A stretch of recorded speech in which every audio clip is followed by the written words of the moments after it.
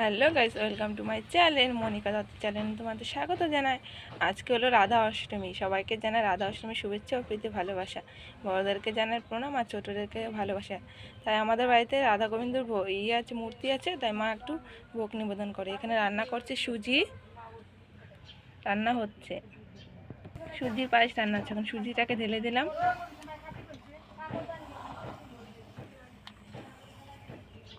লেগে গেছে তো দিতে। এখন দিয়ে দেবো চিনি।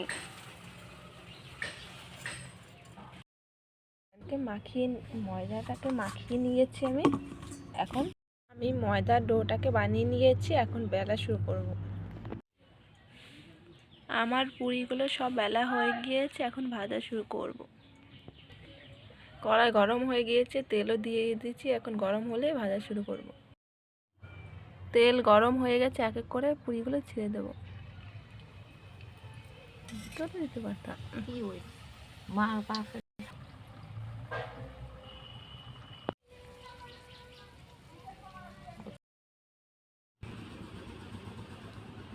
আমাদের সব পুরি ভাজা হয়ে গেছে। এখন ঠাকুর ঘরে ঢুকে পড়বো।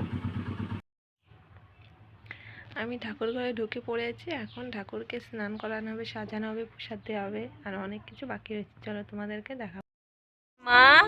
আমার মা এখন রাধারানীকে স্নান করাচ্ছে। শুরু করো। দেখা যায় আমার গাবলা বসার লাগতো একটা কিছু।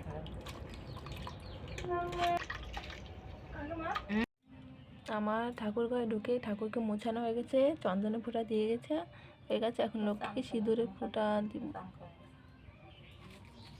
এটাও হয়ে গেছে। এক এক করে সব কাজ করে নেব। তোমরা পাশে থেকো, ভিডিওটা দেখতে থাকো পুরোপুরিভাবে, তখন বুঝতে পারবে না। রাধারানীর জন্য আমি একটা মালা গেঁথে নেব। মা রাধাকৃষ্ণকে ফুল নিবেদন করছে। এখন আসনটাকে সুন্দর করে সাজাচ্ছে।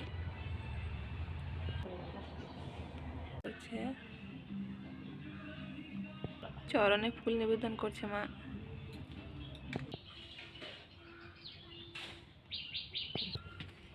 লক্ষ্মীনারায়ণ আসন সাজানো হয়ে গেছে। মহাদেবের আসন, আমাদের ঠাকুরের আসন সাজানো হয়ে গিয়েছে। এখন প্রসাদ নিবেদন করব।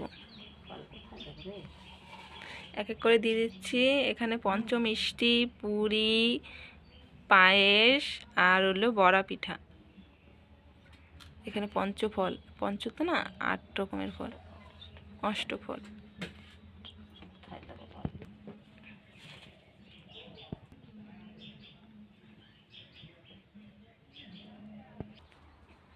আমাদের ঠাকুর আসন সাজানো হয়ে গেছে।